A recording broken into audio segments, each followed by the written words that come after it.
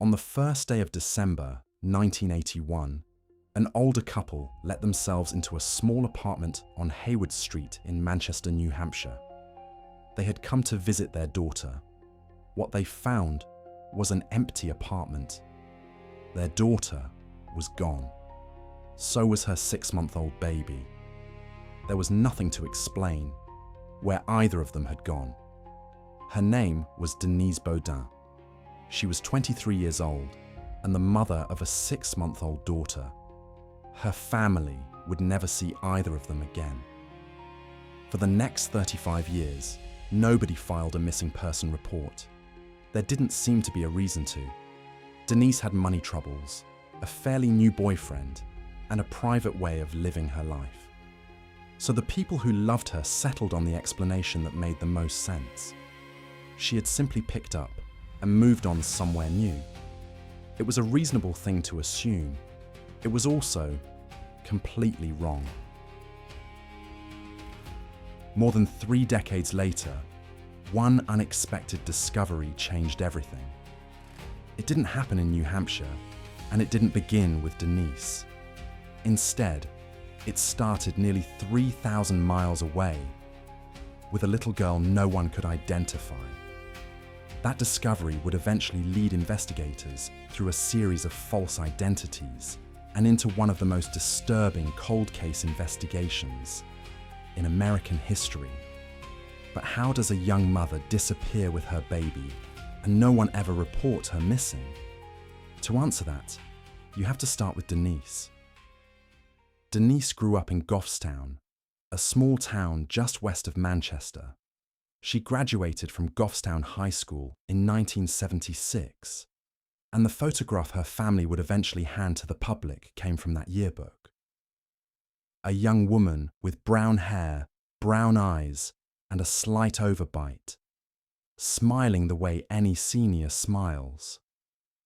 After school, she moved around a little before settling in Manchester, where she took work at a cable manufacturer and later at a nursing home.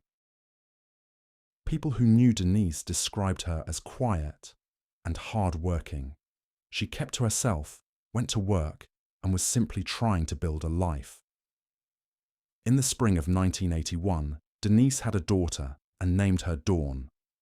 By that autumn, the baby was around 6 months old, and Denise was living in an apartment on Hayward Street with the child, and with a boyfriend her family knew as Bob Evans. That November, the little family showed up for Thanksgiving. The date was the 26th.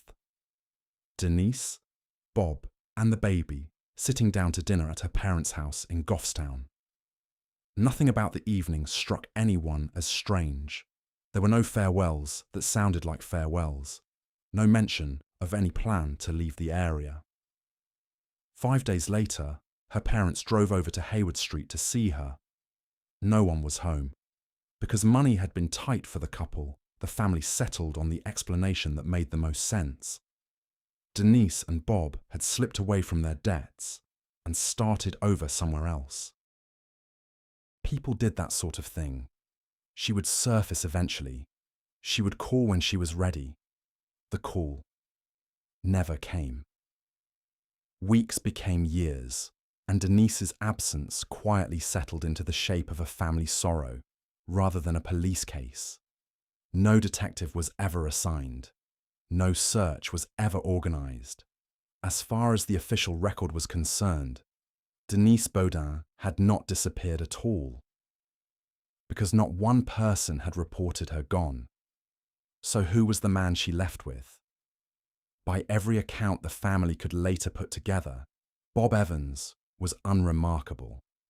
He was older than Denise. She was 23. He was somewhere in his late 30s. A working electrician, good with his hands, the kind of man who kept to the task and said very little about where he came from. He was vague about his own past in the way some people simply are, and in 1981, nobody thought there was any reason to press him on it. Looking back, it was the things nobody knew about him that stood out. He had no family that anyone met, no old friends turned up. His history, if you tried to trace it backward, seemed to begin only a short while before he met Denise, as though the years before that just weren't there. At the time, none of it read as sinister. Plenty of quiet people don't talk much about their past. Couples move away every day without leaving a forwarding address. So why does a quiet, forgettable boyfriend matter at all 4 decades later? Because everything the family believed about Bob Evans rested on a single assumption: that Bob Evans was actually his name. If that wasn't true, the ordinary boyfriend turned into something else entirely. It would be years before anyone had a reason to take it away. And when the reason finally arrived, it didn't come from New Hampshire, and it didn't come from anyone looking for Denise. It came from 3,000 miles to the west, in California, and it came in the form of a child. For more than 3 decades, Denise's disappearance produced no investigation at all. On paper, there wasn't even a missing persons case. The first real break came from somewhere no one would have expected. An unidentified little girl whose case appeared to have nothing to do with Denise Beaudin. In the summer of 1986, a man had driven into a recreational vehicle park in Scotts Valley, California, in the hills above Santa Cruz. He had a little girl with him, maybe 5 years old, and he offered the people there a sad story. He was a widower, raising his daughter alone after his wife died of cancer. An older woman staying at the park for the summer with her husband grew attached to the child. The little girl was known as Lisa. She was, by the woman's description, ragged and underfed, sleeping in the back of a truck, hungry for the plain kindness of a grandmother. The couple came to care for her. Then one day, the man asked whether they might take her, for good, and he walked away. He abandoned the child and disappeared. Lisa was placed in foster care and not long after, adopted. Years later, investigators set out to answer a question about that abandoned girl that should have been simple. Who was she? The answer wasn't simple at all. The man who'd left her had claimed to be her father, but when they were finally able to test the claim, the biology said no, she wasn't his child at all. He had used a string of names too, a single set of fingerprints that came back as a Gordon Jensen, a Curtis Kimball, a Gerald Mockerman. Who was the girl? And who was the man who had spent those years passing her off as his own? For a long time, neither question had an answer. In 2014, investigators entered the girl's DNA into a genealogy database, and then they waited to see whether it would connect her to anyone at all. In 2016, it did. The database matched the abandoned girl to a relative of a woman named Denise Beaudin. The child from the California trailer park was Dawn, Denise's daughter. She was now an adult who had spent her entire life under a different name, with no memory of the mother she'd been carried away from, and identifying her did something no one had managed in 35 years. It finally turned Denise Beaudin into a missing person. For the first time, investigators had a reason to ask what had become of Denise, and a frightening new frame for the question. If the man who abandoned Dawn in California was the same man Denise had left New Hampshire with, the boyfriend her family knew as Bob Evans, then the last person known to be with Denise was someone who had been living under false identities, who had been caught passing off her daughter as his own, and who had then abandoned that child and vanished. Late in 2016, 35 years after she was last seen, Denise's case was finally opened. The FBI would eventually search the property on Hayward Street, and investigators set out after the 2 things that might tell them what had happened to her, who Bob Evans really was, and where he had taken Denise. The search for the man ended before it had really begun. The last person known to have seen Denise alive had died in a California prison 6 years earlier. And the reason he had been there told investigators exactly what kind of man she had trusted. Under the name Larry Vanner, he had met a woman in the Bay Area named Yoon Jun. She fell for him. He moved in, and her friends watched her slowly withdraw from them.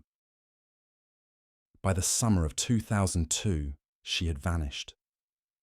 Her body was later found hidden in the home.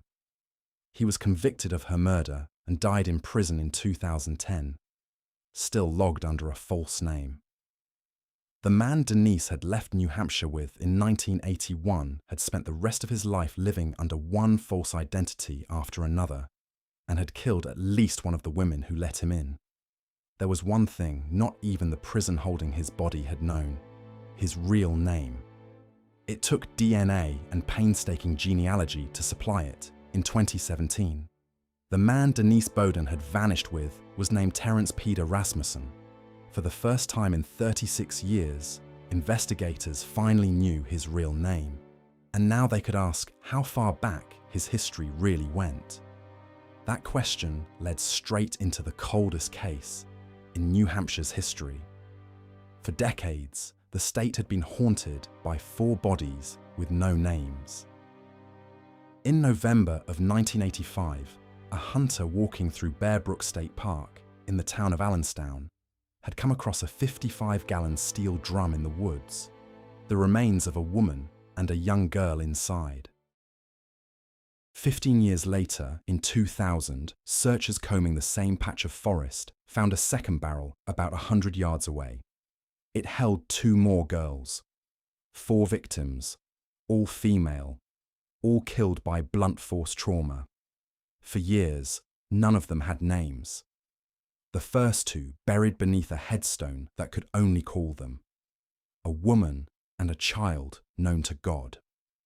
Once they finally had Rasmussen's DNA, investigators were able to do something that had never been possible while he was alive. They compared it against those 4 bodies. One of the children, the girl they had long referred to only as the middle child, turned out to be his own biological daughter. That single genetic link tied Rasmussen directly to the Bear Brook investigation and made him the prime suspect in all 4 deaths. And this is the point the whole story turns on. The man now suspected of killing a woman and 3 children and sealing them into barrels was the same quiet electrician Denise had lived with, the man she had brought to her parents' Thanksgiving table, the man she and her infant daughter had left the state with. Whatever had happened to Denise after that last dinner, this was who she had been with when it happened.